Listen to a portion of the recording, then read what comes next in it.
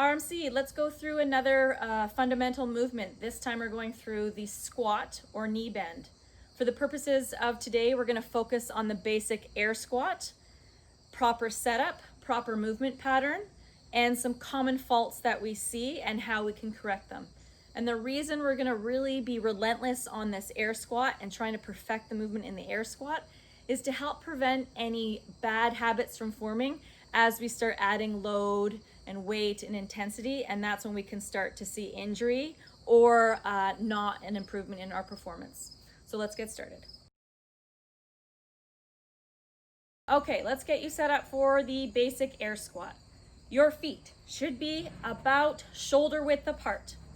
Belly tight, hips go back and down, and as your hips are going back and down, your knees are tracking over the toes to the outside of your feet. Weight is in your heels. Keep your chest up. Keep that nice, natural, neutral spine. Hip goes just below your knee, and then you stand up tall to finish, knees and hips fully extended.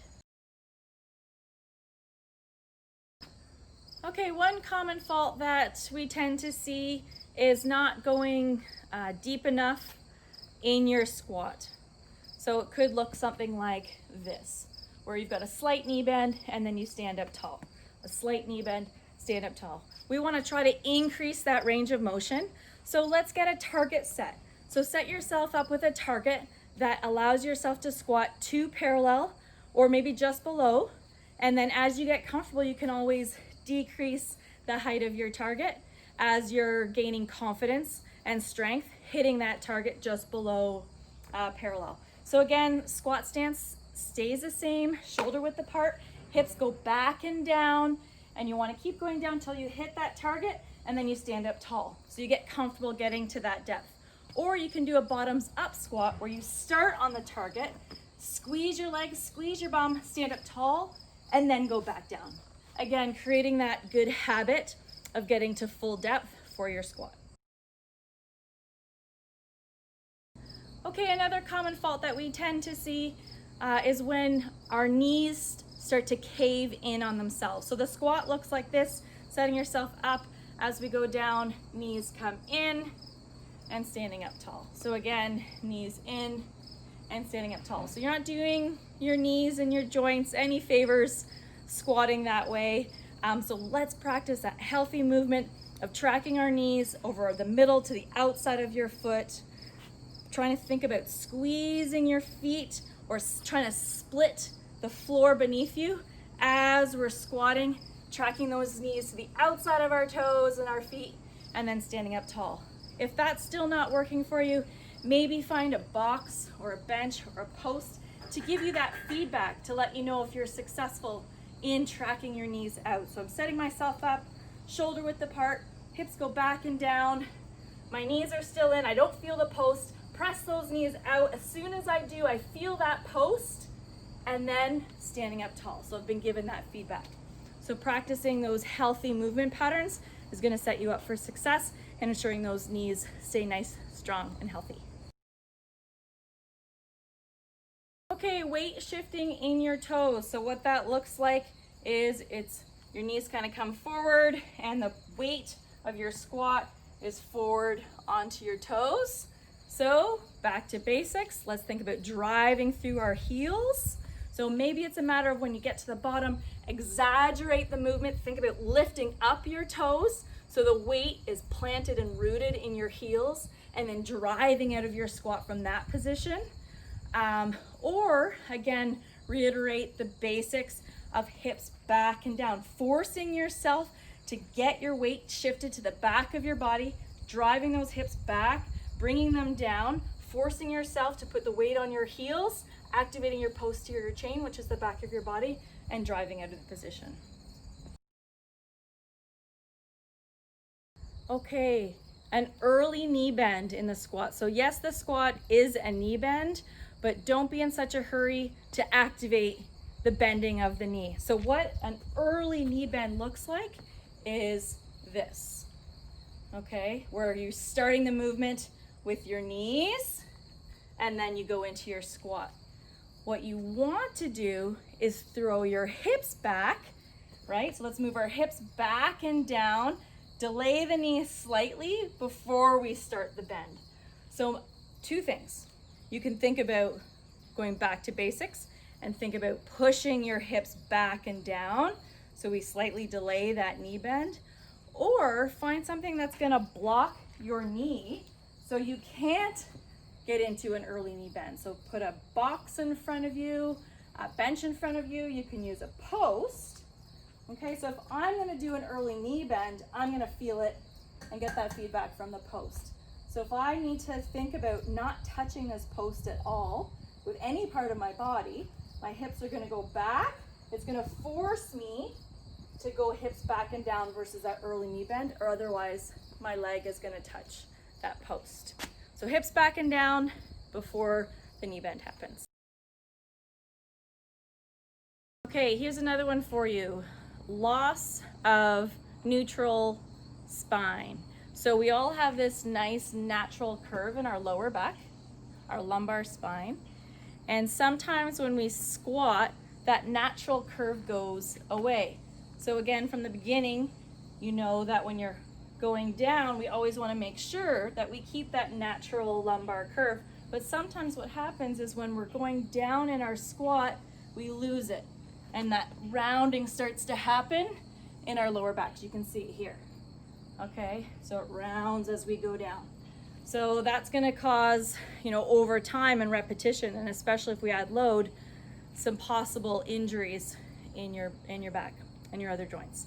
So how do we fix this? And let's fix it while we're not loaded. So it could be something as simple as bring your chest up, raise your chest up. So we're going down, and it's like a matter of bring your chest up, and then that neutral spine has returned, okay? Sometimes it's a matter of where we put our hands. If we are unloaded again and our hands are going down, then that curve could happen. Let's try to bring our hands up. And when we bring our hands up, we're naturally bringing our chest up, and that natural curve in our lower back returns. Again, if we need to add something a little bit more tactile to really force us into that position versus just putting our hands up or bringing our chest up, you could set up a target. You could use a wall, or you could set up a squat rack with a bar, above your head. And the idea is that your arms don't touch the bar, and you're reaching up for the bar to really enforce yourself to keep your chest up, to really then engage your core and keep that lumbar curve natural and intact. So it looks like this.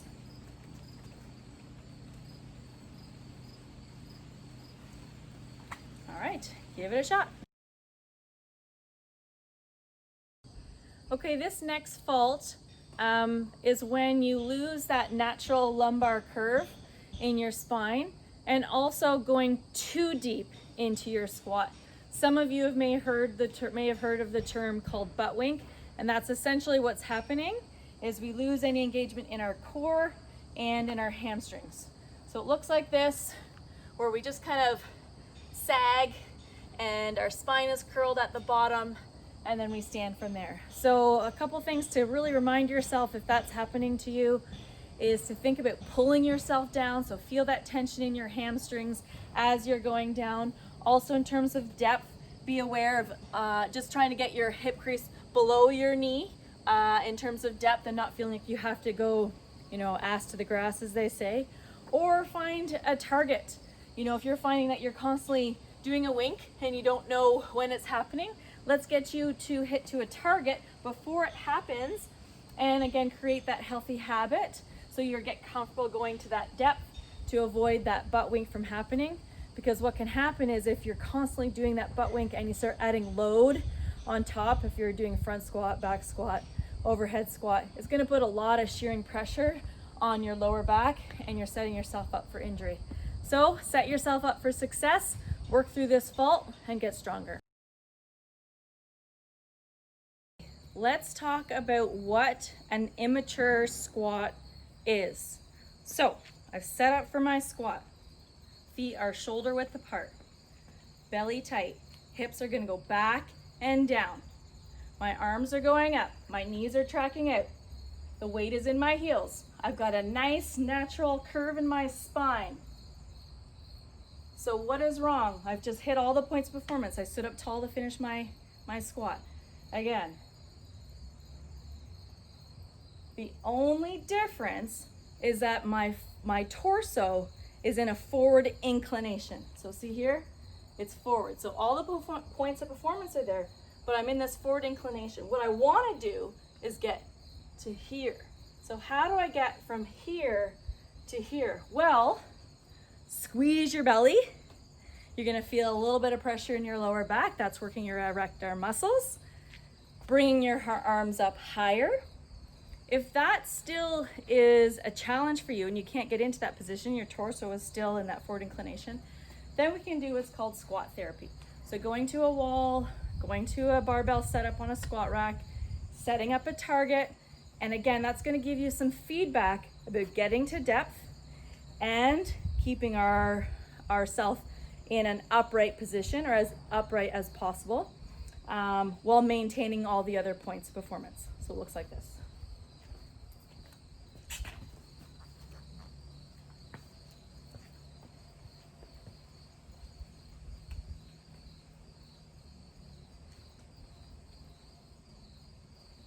And as I get more comfortable with that, I can start to slowly bring the ball closer to my target, or to the wall, or to the bar. And then eventually I can get rid of the ball and use just the target of the ball or the wall. And then I can come away and retest my squat.